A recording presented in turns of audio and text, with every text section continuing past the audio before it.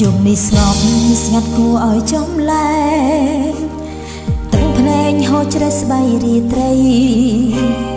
ទឹកភ្នែកអូនស្រង់ព្រោះរឿងហើយអ្វីក្រុមហារតីកណ្ដាលភូមិល្វឹងល្វើយអូនអង្គុយញ៉ាំស្រាលាយទឹកភ្នែក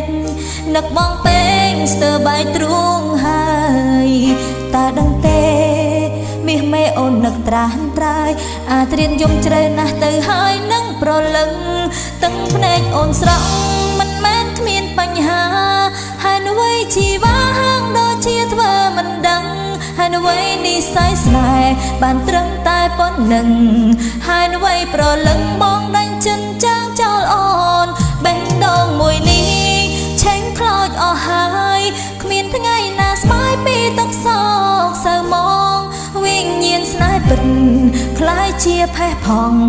ជីវិតលិចលង់ក្នុងអន្លង់ទឹកភ្នែកស្នេហ៍អន្លង់ទឹកភ្នែកស្នេហ៍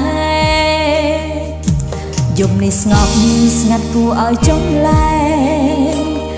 ទឹកភ្នែកហូរជ្រែកស្បៃរាត្រីទឹកភ្នែកអូនស្រង់ព្រោះរឿងហើយអ្វីក្រុមហារតីកណ្ដាលភូមិល្វឹងល្វើយអូនអង្គុយញ៉ាំស្រាលាយទឹកភ្នែក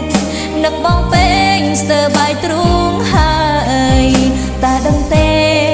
មាសមេអូននឹកត្រាស់ត្រាយអាត្រៀនយប់ជ្រៅណាស់ទៅហើយនឹកប្រលឹងទឹកភ្នែកអូនស្រង់មិនមែនគ្មានបញ្ហាហើយអ្វីជីវ៉ាហាងដូចជាធ្វើមិនដឹងហើយអ្វីនិស្ស័យស្នេហ៍បានត្រឹមតែប៉ុណ្្នឹង